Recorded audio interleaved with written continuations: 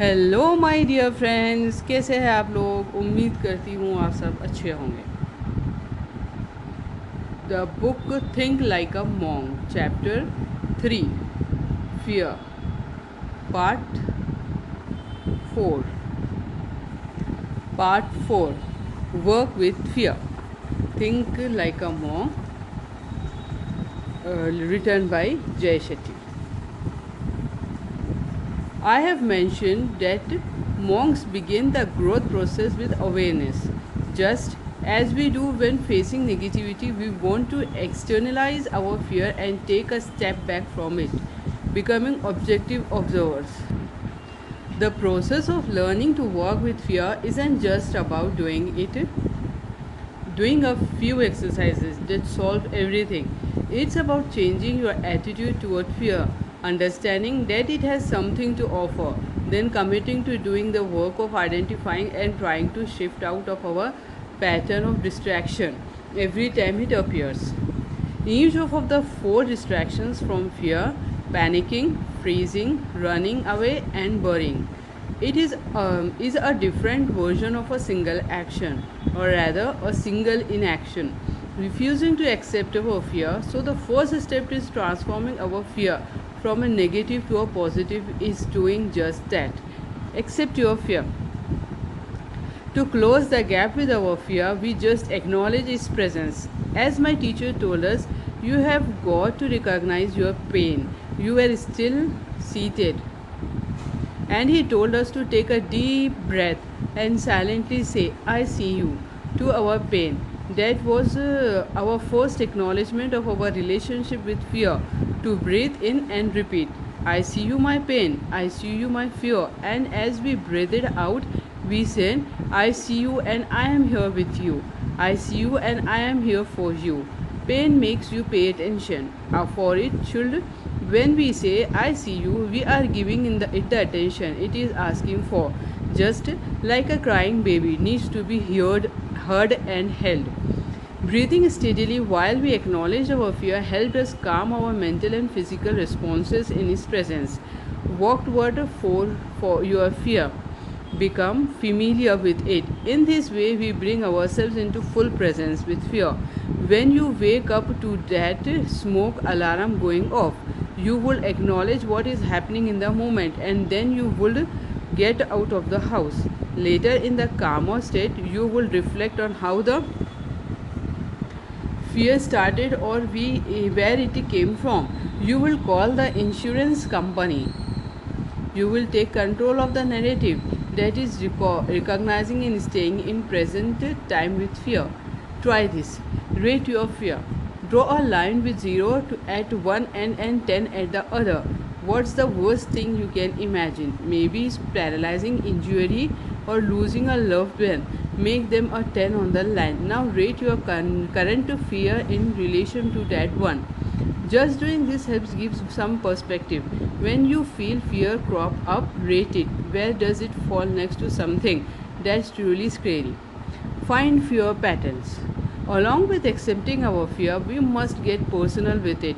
It means recognizing the situations in which it regularly appears. A powerful question to ask your fear, again with kindness and sincerity, as many times as necessary, is, when do I feel you? After my initial work with fear at the monastery, I continued to identify all of the spaces and situations in which my fear emerged. I consistently saw that when I was worried about my exams, when I was worried about my parents or about my performance at school or getting in trouble, the fear always led me to the same concern: how I was perceived by others. What would they think of me? My root fear influences my decision making.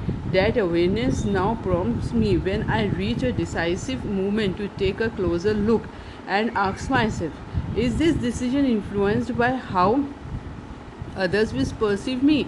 In this way, I can use my awareness of my fear as a tool to help me take decisions that are truly in line with my values and purpose. Sometimes we can trace our fears through the actions we take, and sometimes it's the actions we are reluctant to take. One of my clients was a successful attorney, but she was tired of practicing law and wanted to do something new. She came to me because she was letting her fear stop.